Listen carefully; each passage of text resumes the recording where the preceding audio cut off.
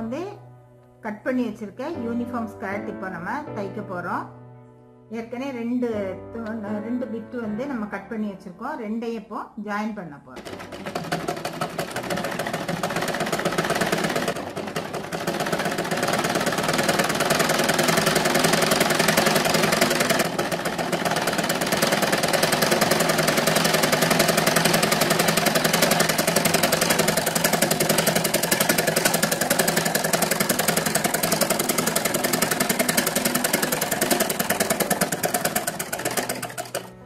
நம்ம இத ரெண்டு பீஸையும் ஜாயின் பண்ணி தச்சாச்சு. அடுத்தது வந்து ஃப்ளீட்ஸ் வைக்க போறோம். ஃப்ளீட்ஸ் வைக்கும்போது ஒரு 1/2 இன்ச் விட்டு தான் ஃப்ளீட்ஸ் வைக்கணும். ஏன்னா அது வந்து ஸ்டிச்சுக்கு நம்மளுக்கு தேவைப்படும். அடுத்தது இதே மாதிரி மடக்கி வைக்கணும்.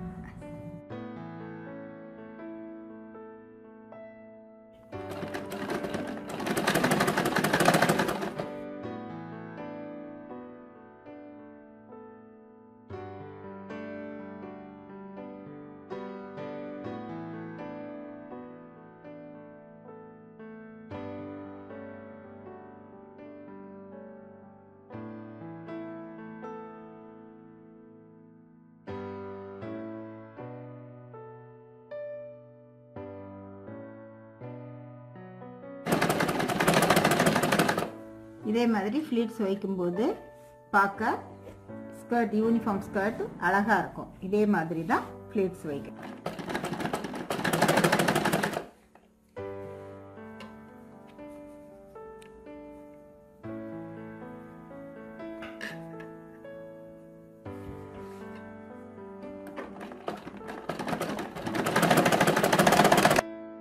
இப்போ ஃப்ளீட்ஸ் வச்சு தச்சாச்சு.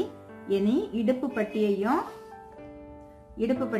ஸ்கர்ட்டையும் ஜாயின் பண்ண போறோம். நம்ம இடுப்பு பட்டி தைக்கும் போது ஃபர்ஸ்ட் இந்த ஓரத்தை வந்து லைட்டா மடக்கி வச்சு நம்ம தைக்க ஸ்டார்ட் பண்ணணும்.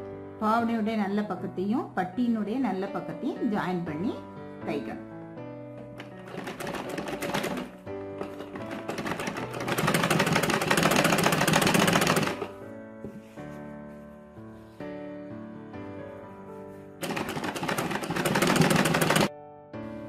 பட்டி ஜாயின் பண்ணி முடிக்க போறோம். லாஸ்ட்ல மீதி இந்த துணியை அப்படியே வந்து மடக்கி விட்டு ஸ்டிச் பண்ணி முடிச்சிடணும். பட்டி இப்போ ஒன் சைடு ஜாயின் பண்ணியாச்சு. இப்போ இது மேல ஒரு ஸ்டிச் வேணாக்கு நம்ம போட்டுக்கலாம்.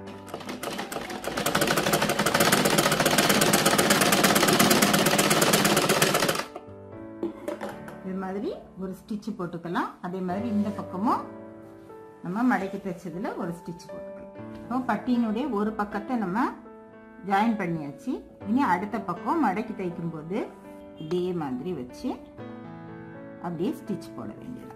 இந்த தையல் வந்து நம்ம ஜாயின் பண்ணியிருக்கிறது உள்ள வர்றது மாதிரி வச்சு ஸ்டிச் போடலாம்.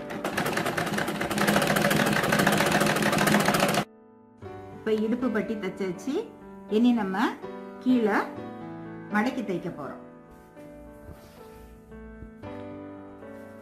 மடக்கி தைக்கும் போது ஒரு மடக்கு இதே மாதிரி சின்னதா மடக்கிட்டு அதுக்கப்புறம் நம்மளுக்கு ஹைட் போக இருக்கக்கூடிய மீதி துணியை அப்படியே மடக்கிட்டு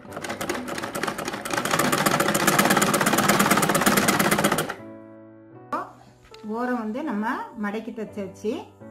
அடியில மடக்கி தைச்சாச்சு. இனி இப்போ ஸ்கர்ட் ஜாயின் பண்ண வேண்டியதும்.